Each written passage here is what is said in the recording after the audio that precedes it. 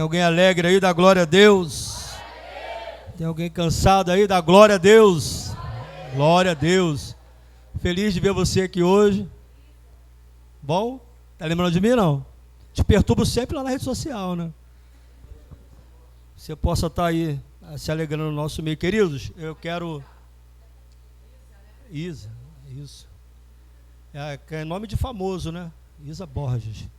Eu quero dizer que estou alegre mais uma noite, estarmos aqui juntos. Estava com saudade dos irmãos, né? Quase uma semana que a gente não se vê. Amém, queridos? Mas estamos aqui hoje para celebrar o Senhor. Deus tem colocado uma palavra no meu coração e eu quero compartilhar com a igreja nessa noite. Amém? Abra sua Bíblia comigo lá, 2 Crônicas. É uma passagem bastante conhecida da igreja, mas que Deus tem colocado algo novo em meu coração, que ao longo desses dias Deus tem falado muito comigo. Amém? Aproveitando aqui, enquanto você está procurando, de 8 a 12 de maio, nós vamos ter o nosso curso de casais aqui na igreja. Amém, queridos? Uma semana aqui com o pastor Luiz Miranda, ministrando uma palavra para o nosso relacionamento. Amém? Quanto custa esse curso? Nada. Vem, que vai ser de graça. Você vai receber aqui da parte de Deus. Amém, querido? Dia 12 de junho, se comemora o quê? Dia dos namorados. Teve gente que não falou porque não tem namorado ainda, eu entendo. Mas a gente vai ter um jantar abençoado, um jantar de gala, que vai ser feito num salão que tem aqui no Jardim Botânico. Como é que é o nome? Le Sophistiqué. Dá um biscoito aí que isso é legal, né? Vai ser maravilhoso, irmãos, tá? O valor custa R$250 por casal. Você não vai se arrepender se participar conosco ali, tá bom? Além disso tudo que vai acontecer ali, vai ter renovação de votos, vai ter renovação de casamento. Eu creio que vai ter pessoas que vão pedir em casamento, vai fazer um mistério naquele dia ali. E além disso tudo, vai ter um brinde que eu e a minha esposa vamos estar doando para o casal mais romântico daquele dia. Por que não, Ingrid? Você não vai cair, você vai se dar mal. Gente, um brinde especial, um brinde importado, não vai ser nacional. Quem não fala que é importado, você acha que é melhor mesmo, né? Tudo que é importado é melhor, né? Então, você vai ter esse brinde que vai ser doado. Amém, queridos? Foi feita aqui uma comunicação aqui importante, que eu estou... Você vê que quando eu falo do jantar, eu falo com alegria, conforme eu falei do Salmo aqui, 100, que o pastor leu no início do culto, amém? Por que eu estou falando com alegria? Pergunta, por que com alegria? Porque quem vai pagar é a minha esposa. Ela falou aqui no culto com pessoas testemunhando que a mulher, a esposa, é quem vai pagar o jantar, amém? Para dar um alívio para a gente, né, irmão? A gente paga tudo. Dia dos pais, a gente dá dinheiro para os filhos comprar presente. Dia das mães, dá dinheiro para os filhos comprar presente para as mães. Dia das crianças, dá dinheiro para comprar presente para as crianças. Só a gente que dá dinheiro. Então, dessa vez, as mulheres vão abençoar os esposos. Viu, irmã? Irmã Jandira? Já está. Amém? Vamos ministrar a palavra, que senão... Oi? Amém? Você que está nos visitando essa noite, que é casal, né, que é namorado, noivo ou casado, você pode participar também, tá bom? Você pode entrar no aplicativo da nossa igreja. Coloca aí, por favor, Leandro, por gentileza. Nós temos o aplicativo da nossa igreja, você pode estar instalando no seu celular. E lá tem todas as formas de você pagar. Aceita cartão de crédito. Ainda dá tempo, acho que, de parcelar em 3 vezes. Não vai dar não, né? Não, no máximo 2, né? Também não? Então, uma vez, sem juro. Não juro, irmão. Paga sem jurar, tá bom?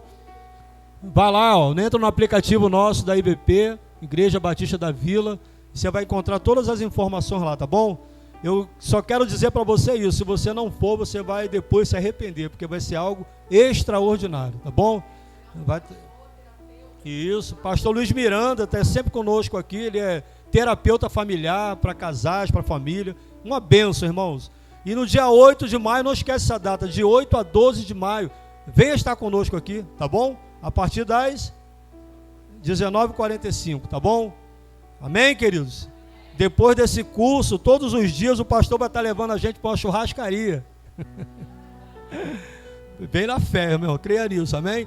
Abra sua Bíblia comigo. Então, é só levar, pastora. Fica ligado no mistério. Abra sua Bíblia comigo. 2 Crônicas, capítulo de número 20, versos de número 17. Em nome de Jesus. Se você não encontrar aí, ou tiver sem Bíblia, você que está com a Bíblia pode compartilhar ou acompanhar aqui na nossa multimídia. Diz assim a palavra do Senhor: nesta peleja não tereis de pelejar. Parai, está em pé, e vede a salvação do Senhor para convosco, ó Judá e Jerusalém. Não temais, nem vos assusteis. Amanhã saíres ao encontro, porque o Senhor será convosco. Você pode falar para quem está ao seu lado: nessa peleja não terás que pelejar. É bom saber disso, né? Curva a sua cabeça, amado Deus e Pai. Oramos a Ti nessa hora, Deus. Já temos louvado o Teu nome, Te adorado, celebrado a Tua presença santa nesse lugar. Agora, Deus, queremos por uma vez mais Te suplicar a Tua graça, o Teu favor e misericórdia. Fala conosco, Deus, ministra o nosso coração. Nós queremos ouvir a Tua voz, Senhor. Nos abençoa, que eu possa ser um canal, Senhor, de bênção para todos que aqui estão nessa noite e também para mim que falo contigo nesse lugar, Senhor. Seja conosco, assim nós oramos. Te agradecemos no nome santo de Jesus. Amém. Glória a Deus. É uma passagem conhecida, como eu disse para os irmãos, que a gente, quando fala de Josafá, os estudiosos da Bíblia dizem que quem escreveu o livro de 2 Crônicas foi Esdra. E Esdra, ele teve uma preocupação de estar mencionando, fazendo separação. Nesse período os reinos já eram divididos. Tinha o reino do norte, o reino do sul. O reino do norte reinava ali Israel, e o reino do sul, Judá e Jerusalém. E se nós, como vamos ver na história de toda a Bíblia, ele teve essa preocupação de fazer essa comparação. Quando nós olhamos para os reis que reinaram em Judá, no reino sul, e fazemos comparação com os reis que reinaram no reino norte, nós vamos ver que aqueles que reinaram no reino sul, eles tinham um compromisso maior com Deus, com a sua palavra, com a santidade, em andar nos caminhos do Senhor. E dentre esses reis se encontra esse personagem que nós acabamos de fazer menção sobre ele, dessa passagem, que está falando sobre o rei Josafá. Josafá, ele vai aparecer no cenário bíblico no capítulo 17 de 2 Reis. Ele vai aparecer após a morte do seu pai Asa. E ele começa a fazer algo que agrada o coração de Deus. Ele derruba os altares, ele fortalece as cidades, ele envia levitas para instruir o povo acerca da lei do Senhor. Ele faz com que as pessoas voltem-se para adorar e buscar ao Senhor. Em contrapartida disso, o próprio Deus vai fazer menção na palavra que ele também se agrada de Josafá. Por quê? Porque Josafá escolheu andar no caminho de Davi, seu pai. Perceba que a gente vê quem é o pai, que fala com o pai, como é que fala? Genitor, não é que é isso? O pai genitor, é isso? De Josafá é o rei Asa. Mas quando a Bíblia vai fazer menção dos caminhos que ele anda, a Bíblia vai dizer que ele andou no caminho de Davi, seu pai. Porque quando se fala de Davi, se faz referência a andar nos caminhos do Senhor. Ele escolhe isso. E ele percebe que por andar no caminho do Senhor, fazer a vontade do Senhor, ele entende com isso que Deus então o enche de glória, de honra, de riqueza, de paz e de tranquilidade. Porque Josafá, ele consegue tudo isso? Porque ele escolheu e andar no caminho do Senhor. Então a gente já entende no início dessa palavra que aqueles que decidem, que escolhem andar no caminho do Senhor já tem algo de bom, que vai ter a certeza de que coisas boas vão fluir na sua vida. Paz, segurança, prosperidade. Eu sempre falo aqui que quando eu ainda não servia ao Senhor Jesus, já trabalhei em empregos que ganhava muito bem. E nunca consegui ter nada na vida. E já houve períodos, depois de convertido, de ficar às vezes, um período de quase um ano, desempregado, não é isso? Mas nunca faltou nada para nós. Porque andar com Deus nos dá uma segurança, nos dá provisão, nos dá paz e tranquilidade. E foi isso que Josafá escolheu para a sua vida. Josafá aqui está vivendo um período de tranquilidade, um período de prosperidade, um período de segurança. Mas a gente continua lendo a Bíblia e a gente vai ver que existem 3 povos que se levantam para vir guerrear contra Josafá. E eu quero abrir um parêntese aqui para fazer uma observação, como que o inimigo tem uma facilidade de se unir para atacar o povo de Deus. Em contrapartida, muitas das vezes, o povo de Deus tem uma dificuldade para se unir para contra-atacar o inimigo. Nós tivemos aqui um período e ainda estamos nele, ainda a pastora até falou aqui no último culto, a gente ainda estamos no abril de Deus, não acabou. Ainda tem promessas de Deus para se cumprir na tua vida. Mas a gente viu um período aqui que foi convocado a igreja para se ter uma semana de oração. Por quê? Porque nós entendemos que entraríamos numa batalha, entraríamos numa guerra, entraríamos numa peleja. Mas percebe que muitos não compareceram. Alguns tiveram uma sua justificativa, mas outros simplesmente não vieram. Porque não conseguiram entender que o período é período de guerra, é período de luta, é período de batalha. E a gente precisa entender isso. E por que Josafá então vive esse período? Quando a gente fala de retidão, que ele é considerado, a Bíblia tem 2 galerias, tem a galeria dos heróis da fé e tem a galeria daqueles que andaram em retidão diante do Senhor. Quando a gente fala em retidão, a gente pensa logo em perfeição. Só que aqui não é esse sentido, porque Josafá andou em retidão, mas ao mesmo tempo ele era uma pessoa que teve falhas, que teve erro, como eu e você erramos todos os dias. Mas de qual a diferença, evangelista Nelson? É que Josafá, ele era maduro. Ele poderia até errar, mas reconhecia o teu erro e dava continuidade no propósito que Deus havia designado para a sua vida. Um dos erros grandes de Josafá, a gente sabe, está registrado na Bíblia, no capítulo 18 de 2 Crônicas, é quando ele faz aliança com o rei Acabe para ir pelejar contra um exército inimigo. Ali foi uma coisa que ele fez que não agradou o coração de Deus. Josafá não morreu naquela batalha porque a mão de Deus o poupou daquela guerra.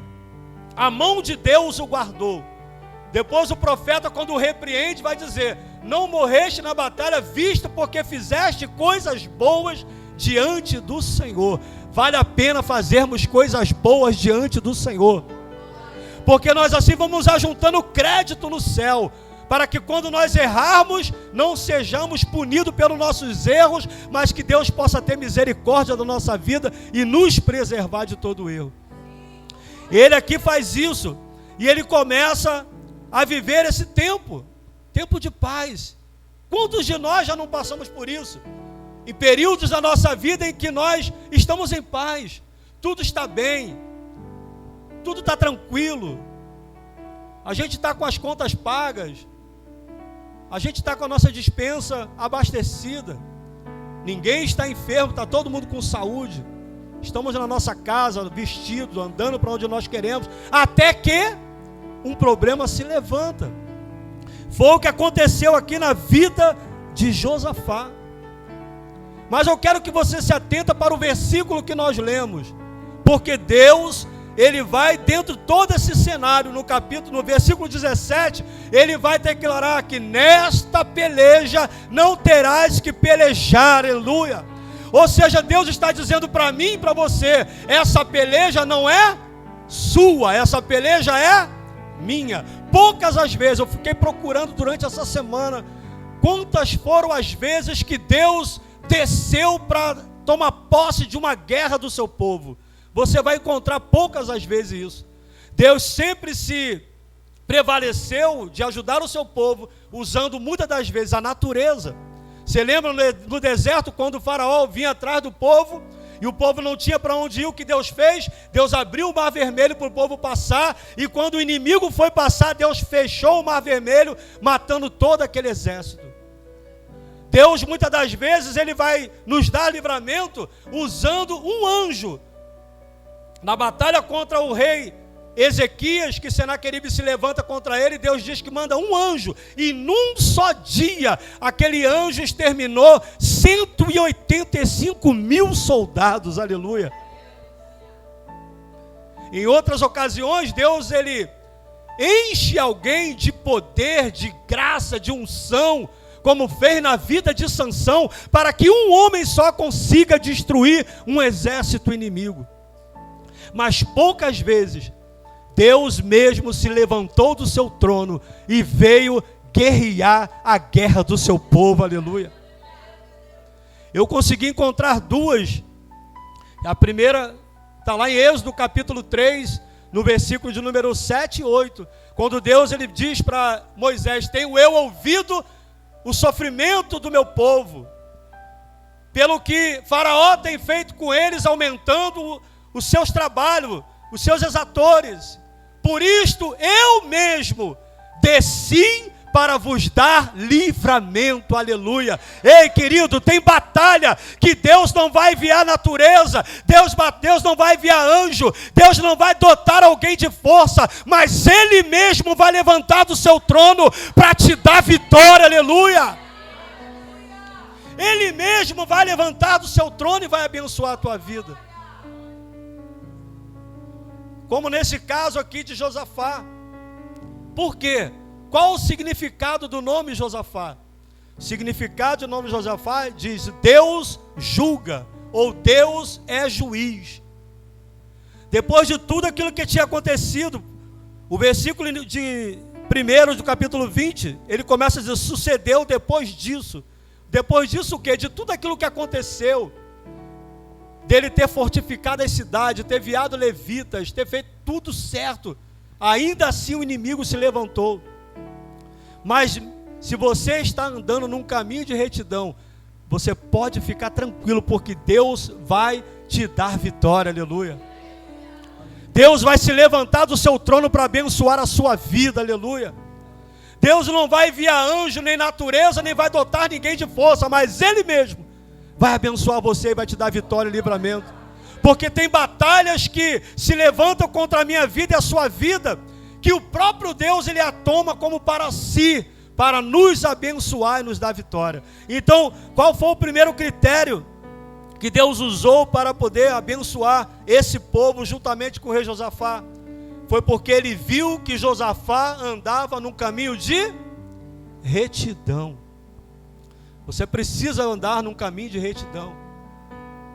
Não é ser perfeito, mas é ser maduro, de aceitar a repreensão e a correção e dar continuidade naquilo que Deus tem para a tua vida. Não é fazer como muitos: eu não quero mais, eu desisto do ministério, eu desisto de estar nessa igreja, eu desisto de liderar esse departamento, eu não quero ser mais crente. Não! Aceite a repreensão e continue no propósito que Deus te otorgou, porque Ele vai abençoar você e vai te dar vitória. Quantos creem assim? Levante a mão, glorifica o nome do Senhor. Aleluia. O Senhor era com Josafá, porque andou nos primeiros caminhos de Davi seu pai, e não buscou aos Baalins. Antes buscou ao seu Deus e seu pai, e andou nos seus mandamentos, não segundo a obra de Israel. E o Senhor confirmou o seu reino em sua mão, e toda Judá deu presentes a Josafá, teve riquezas, glórias em abundância. E aí você percebe que quando ele está vivendo esse momento de paz, esses inimigos se levantam. Quem foram os inimigos que se levantaram? Os amonitas, os moabitas e os da montanha de Seir. Como fala aqui no versículo de número... Não, no primeiro não, depois quando ele acaba de orar ele fala aí sobre isso. Eu esqueci, aqui no verso 10. Agora pois, eis que os filhos de Amon e de Moabe e os da montanha de Seir, esses três povos não eram pessoas estranhas. Os moabitas e os amonitas, eles foram descendentes de um meio de um incesto das duas filhas de Ló. Você lembra lá quando ele sai da cidade de Gomorra, Sodoma e Gomorra, que foi destruída? Suas filhas, vendo que o pai já era velho, preocupadas em que não houvesse descendentes, elas embriagam o próprio pai e se relacionam com o pai. Daquele incesto, daquele relacionamento, nascem essas duas nações, os amonitas e os moabitas. E os da montanha de Seir são os descendentes de Esaú, tudo voltado do Reino Norte. Pessoas que não tinham compromisso com Deus, pessoas que não buscavam o Senhor, pessoas que não davam crédito às leis do Senhor.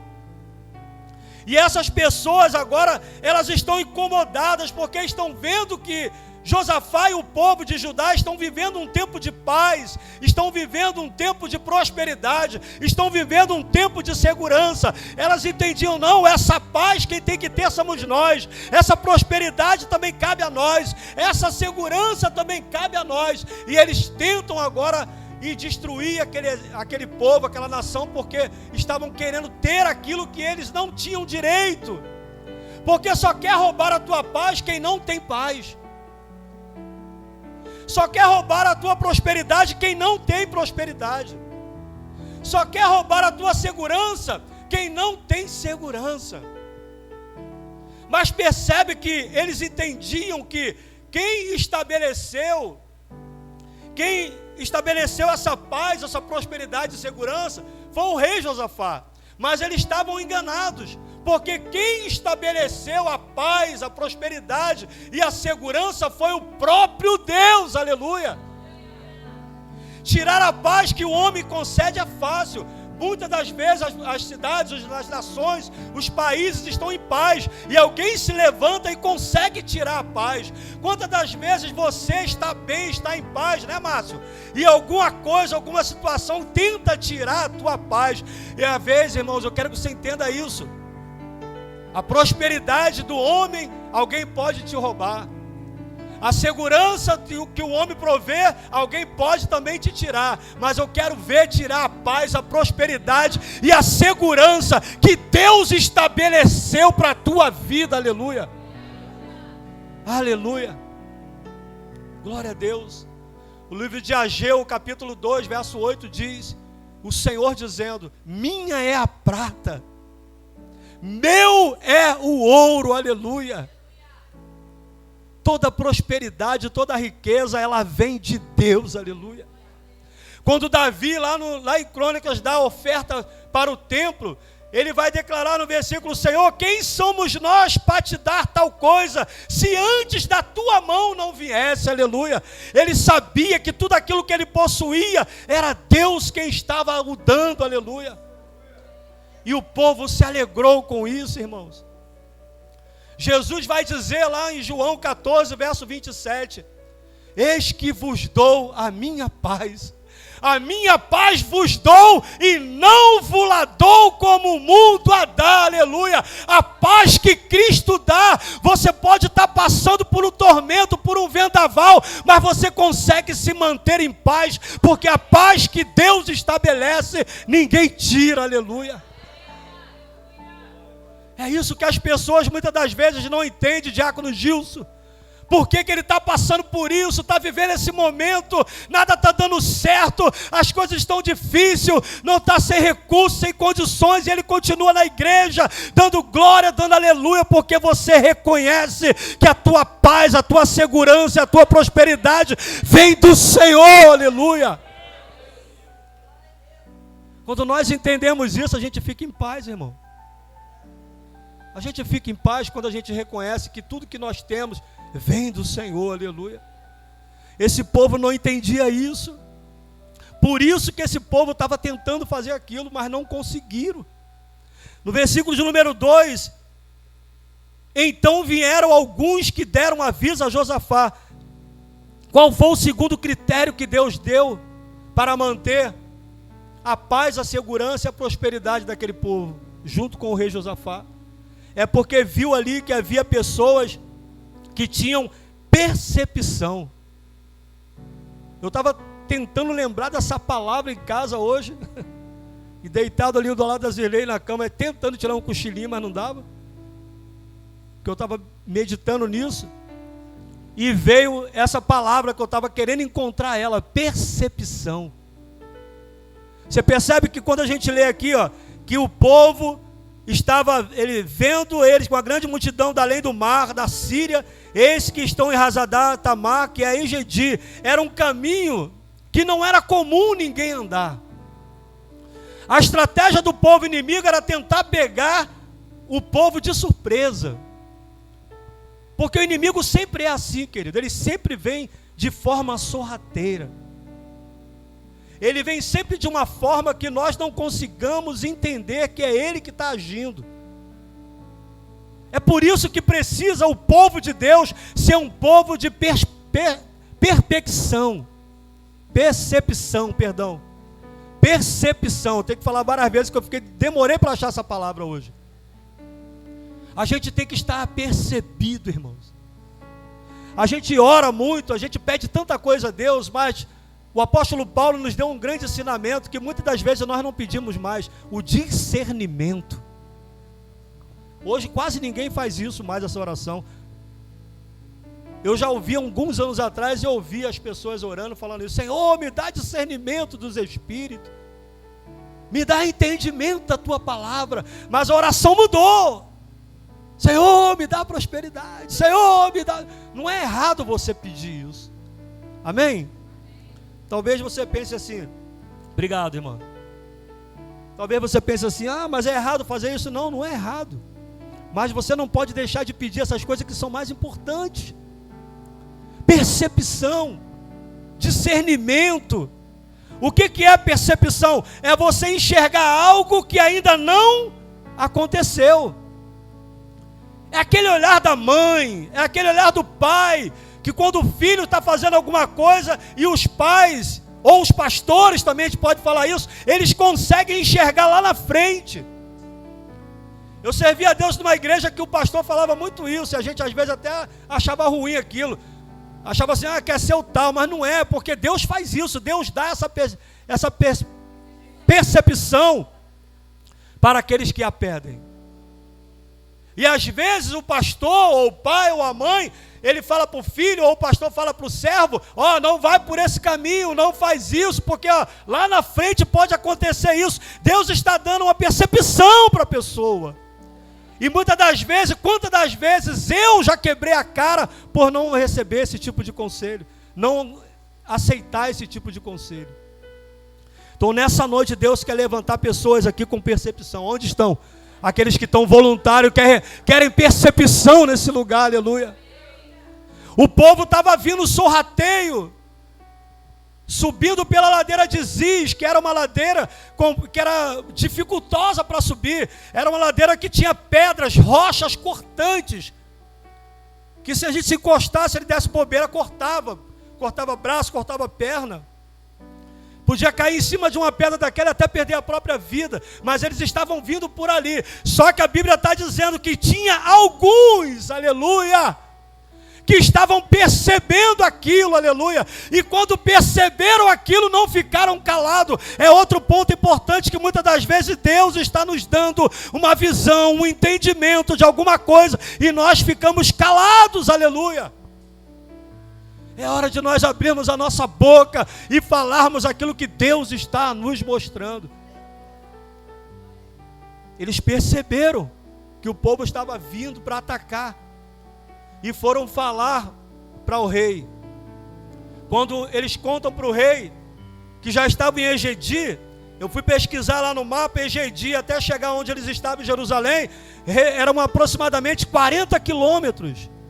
Ou seja, o inimigo estava muito próximo, muito perto. E aí então Josafá, que no capítulo 17 você vai ver que ele tinha um armamento bélico muito grande, mas ele faz uma somatória, e ele começa a fazer uma pesquisa do seu exército, e ele vai começar a entender, olha, o exército que está vindo está mais armado, o exército que está vindo é maior do que o meu. E aí qual é a atitude que ele tem? Ele sente medo. O medo é algo normal. Tem homem que tem medo de barata? Ih, falei. Agora já era. Saiu sem querer, irmãos. O medo é algo normal. O medo, quando ele é utilizado da forma correta, ele é uma proteção para nós. Já viu? Quando você mora em um lugar, área de risco, o tiro está comendo.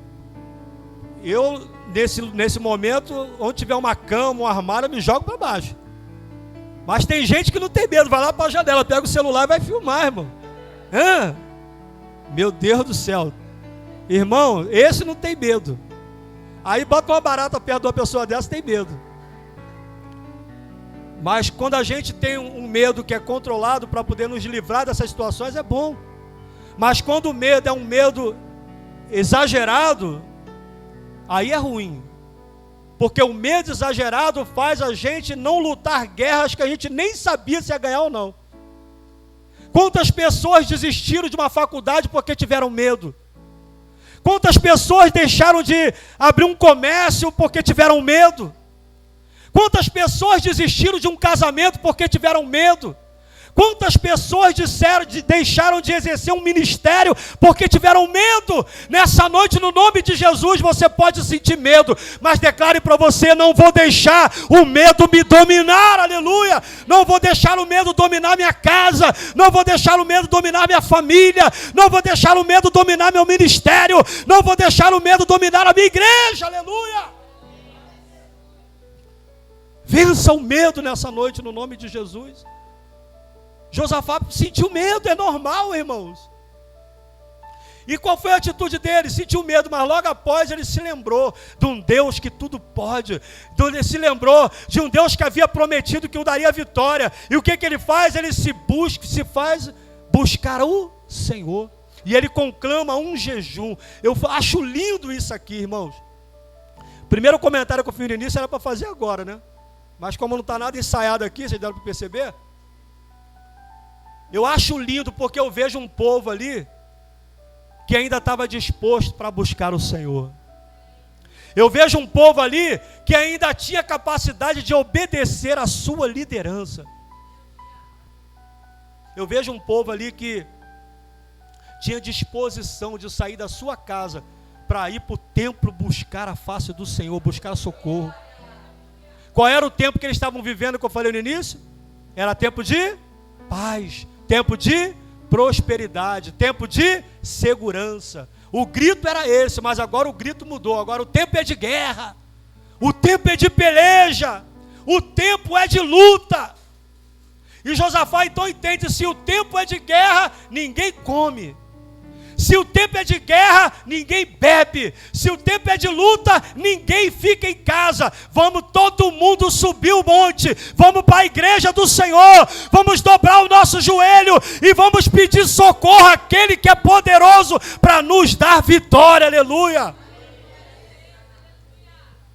E todo o povo obedeceu. A Bíblia fala que do menor ao maior, ou seja, da criança ao idoso, todos obedeceram à voz do rei Josafá, aleluia. Muitas das vezes a gente não age assim, irmão. Aí que eu tinha que fazer aquele comentário. A gente, quando vê isso, a gente percebe e consegue ter uma percepção de quem é de guerra e quem é de festa. Porque se convoca para uma festa, todo mundo vem. Tem gente que acha ruim, até eu já achava ruim também, mas depois eu entendi o pastor quando falava isso. Se você convida todo mundo para vir para um churrasco, irmão, vem todo mundo. Mas se convidar para dobrar o joelho e orar, quase ninguém vem. Está achando ruim o que eu estou falando? Chegar em casa reclama com o papai do céu, porque ele que está mandando. É tempo de guerra, irmão. O tempo é de luta, o tempo é de batalha, aleluia. A gente não está tendo essa percepção de que as coisas estão acontecendo. E muitas das vezes a gente está achando que está tudo bom, está tudo bem, não está nada. O inimigo está tentando invadir, mas eu quero declarar uma coisa. Aonde tem pessoas que têm percepção, o inimigo não entra, não faz bagunça, aleluia. Se lá na tua casa tiver alguém de percepção, ele não entra. Se lá na tua empresa tiver alguém de percepção, ele não entra. Se tiver alguém de percepção na tua família, ele não faz bagunça, porque Deus vai te dar percepção e você vai ter tempo de agir em nome de Jesus. O tempo é de guerra, o tempo é de peleja, é tempo de regaçar a manga da camisa, irmãos. Amém? Vai todo mundo para a igreja, todo mundo vai para o templo, porque ele lembra disso, da consagração do templo lá que o rei Salomão consagrou. Você lembra lá, no segundo, primeiro ou segundo Crônicas 7,14? Segundo, não é isso? Quem dos bons de Bíblia me ajuda?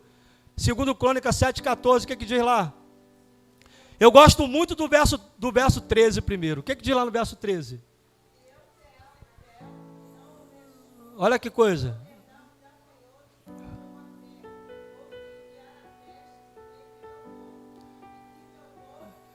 Aleluia. Você pode ir glorificando, irmãos.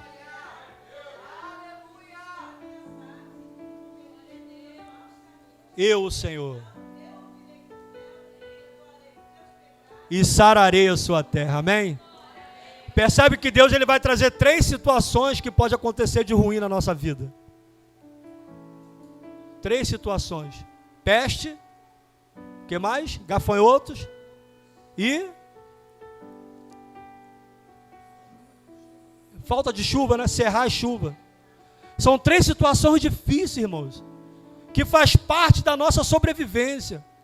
Ainda que isso aconteça, Deus está dizendo: se o meu povo se humilhar, aleluia, e orar, se converter dos maus caminhos, andar em retidão, amém? O Senhor vai ouvir dos céus, vai perdoar o pecado e vai sarar a terra, aleluia. No verso de número 15, se não me falha a memória, vai dizer lá que Deus, usando o profeta, ele diz: eis que agora estão os meus olhos atentos neste lugar e o meu coração neste lugar perpetuamente. Josafá lembra disso. E na oração lá no verso 9 ele diz: Senhor, o Senhor disse que se algum mal nos sobrevier, espada, juízo, peste ou fome, nós nos apresentaremos diante desta casa, diante de ti, pois o teu nome está nesta casa, aleluia. Quantos creem isso, que o nome de Deus está aqui, aleluia? E nós clamaremos a ti a nossa angústia, e tu nos ouvirás e livrarás. Aqui é o lugar de você viver o teu milagre, aqui é o lugar de você receber a tua vitória. Existe um lugar da provisão de Deus para a tua vida. Quantos creem nisso em nome de Jesus? Quando eles cultuam a Deus, quando eles estão ali cultuando ao Senhor, a Bíblia vai dizer lá no verso de número 14: então veio o Espírito do Senhor sobre quem? Jaaziel, no meio da congregação, no meio do culto, sobre Jaaziel, filho de Zacarias, filho de Benaías, filho de Jeiel, filho de Matanias, levita dos filhos de Asaf. E aí eu fui pesquisar sobre Jaaziel. Jaaziel não era profeta, não era sacerdote. Jaaziel era um levita, era um serviçal da casa do Senhor. Hoje a gente diz que o levita é o músico, né? Também é, mas não é especificamente. Mas o levita era aqueles que cuidavam das coisas do Senhor. Se tem um personagem hoje no meio evangélico que a gente pode identificar como levita, seria o diácono, diaconisa, porque é aqueles que cuidam das coisas do Senhor. Mas o que eu estou querendo dizer com isso? É que Deus Quando Ele quer usar, não importa se você é levita, se você é pastor, se você é missionário, se você é pastora, se você é o que for, se Deus vê um coração aberto e quebrantado, Ele vai usar, aleluia. O que Deus quer é encontrar alguém que Ele possa usar, irmãos. O que Deus quer é que Ele encontre alguém para ser boca de Deus aonde quer que Ele precise que seja. E muitas das vezes nós estamos sentados aí e ficamos pensando, não, quem tem que fazer isso é o pastor, não, quem tem que fazer isso é o evangelista, não, quem tem que falar essas coisas é a pastora, é o diácono, é a diaconisa, não, quem tem que falar é eu e você, aleluia. É todos aqueles que têm um coração aberto, que se permitem ser usados pelo Espírito Santo de Deus, aleluia. Aleluia. Quando ele é usado por Deus nisso, ele diz, dai ouvidos, todo Judá e vós moradores de Jerusalém. O recado não era para um só, era para todo. Quando a gente está reunidos, quando nós estamos reunidos, o recado é para todos nós, aleluia. Deus está dizendo nessa noite, para mim e para você, essa peleja não é sua. Sabe, que a gente, ao passar do tempo, a gente pegou isso, né? Às vezes, a minha doença não deixa eu fazer, o meu problema não deixa eu fazer isso, a minha família me impede de fazer isso, o meu trabalho eu não consigo fazer isso. A gente acaba pegando aquilo que não presta, a gente toma posse daquilo, sabe? É minha doença, é minha dificuldade. Meu irmão, joga isso fora no nome de Jesus. Lança no altar do Senhor. O Senhor está dizendo para mim e para você hoje, não é sua, é minha. Não é vossa, é minha, aleluia. E o que eu tenho que fazer? Somente adorar, irmão. Somente adorar. Somente exaltar o nome do Senhor. Eu tenho vivido muito isso. Eu não gosto muitas vezes de ficar falando, mas eu tenho vivido muito isso dentro daquele meu caminhão. Deus sabe o que eu tenho vivido dentro daquele caminhão. Aquele caminhão que eu trabalho é a minha igreja. É a minha Moriá. Estava conversando esses dias lá em casa com a Kelly sobre isso. Quando Deus pede o sacrifício a Abraão, pede o filho que ele amava, Deus diz para Abraão, vai para a região de Moriá, no monte que eu te mostrarei. E a Bíblia vai dizer que Abraão andou 3 dias. 3 dias. Imagina aí você, 3 dias andando para um lugar que você não sabe, com o intuito único de matar o teu filho. Sacrificar o teu filho, o teu único filho que você ama. Às vezes a gente, quando prega sobre Abraão, já estou encerrando já. A gente prega sobre Abraão, e a gente, Abraão esperou 25 anos para ter um filho. Não foi 25 anos, foi muito mais do que isso. A partir do momento que ele se casa com Sara, provavelmente já tinha aquele desejo de ter um filho. A Bíblia só vai fazer menção dele quando ele tinha 75 anos e Sara 65. Mas antes disso, então ele esperou muito mais do que isso. E quando agora ele finalmente consegue aquela bênção, aquela vitória, Deus pede aquele filho a ele, ele vai andando 3 dias até o monte, que Deus mostra para ele, o Monte Moriá. O que significa Moriá? Lugar da visão de Deus. Tem coisas que eu e você não vemos, mas Deus já viu, irmão. A visão de Deus é muito adiantada, Roberto. Por que muitas das vezes a gente erra? Porque nós não temos esse poder da pré-visão. A gente não consegue prever as coisas. A gente faz achando que vai dar certo, a gente faz querendo que dê certo, mas muitas das vezes a gente faz sem saber que aquilo não era para fazer, porque Deus já está vendo lá na frente. E às vezes as dificuldades vêm, as dificuldades vêm, e a gente pensa assim, será que eu que estou errando? Não é, muitas vezes Deus está colocando dificuldade porque ainda não está no lugar que Deus quer prover para a tua vida. Quem sabe Abraão está com o sacrifício certo, o produto do sacrifício estava certo, que era Isaac, o cutelo, a lenha e o altar. Quem sabe ele poderia pensar assim, não, vou pegar um monte desse mesmo aqui, vou sacrificar ele aqui mesmo, vou fazer o que Deus está pedindo logo, porque eu não vou aguentar 3 dias, não vou aguentar ficar demorando, eu vou fazer logo aqui, senão eu vou desistir. Mas se ele fizesse outro monte, a provisão não estaria para ele ali. Porque Moriá é o lugar da provisão.